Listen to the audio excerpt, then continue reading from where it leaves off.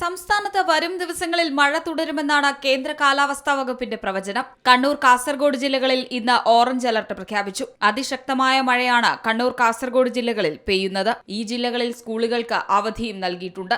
ആലപ്പുഴ, എറണാകുളം, തൃശൂർ, പാലക്കാട്, മലപ്പുറം, കോഴിക്കോട്, വയനാട് ജില്ലകളിൽ യെല്ലോ അലർട്ടാണ്. നാളെ കോഴിക്കോട്, കണ്ണൂർ, കാസർഗോഡ് ജില്ലകളിലാണ് യെല്ലോ മുന്നറിയിപ്പുള്ളത്. ജൂലൈ 3-ന് എറണാകുളം, ഇടുക്കി, തൃശൂർ, മലപ്പുറം, കോഴിക്കോട്, കണ്ണൂർ, കാസർഗോഡ് ജില്ലകളിലാണ് യെല്ലോ അലർട്ട്. 4-ന് പത്തനംതിട്ട, കോട്ടയം, എറണാകുളം, ഇടുക്കി, തൃശൂർ, മലപ്പുറം, കോഴിക്കോട്, കണ്ണൂർ, കാസർഗോഡ് ജില്ലകളിൽ യെല്ലോ അലർട്ട് പ്രഖ്യാപിച്ചിട്ടുണ്ട്. 5-ന് കോഴിക്കോട്, കണ്ണൂർ, കാസർഗോഡ് ജില്ലകളിൽ മാത്രമാണ് യെല്ലോ അലർട്ട് ഉള്ളത്.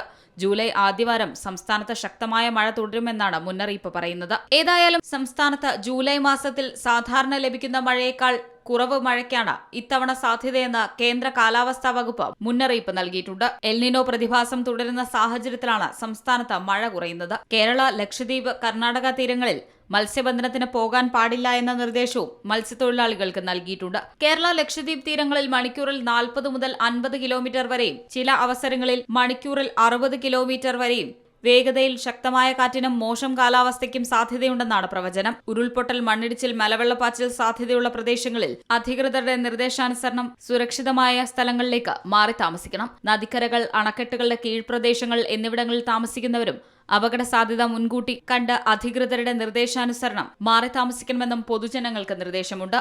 C Malayalam news, Thiruvananthapuram.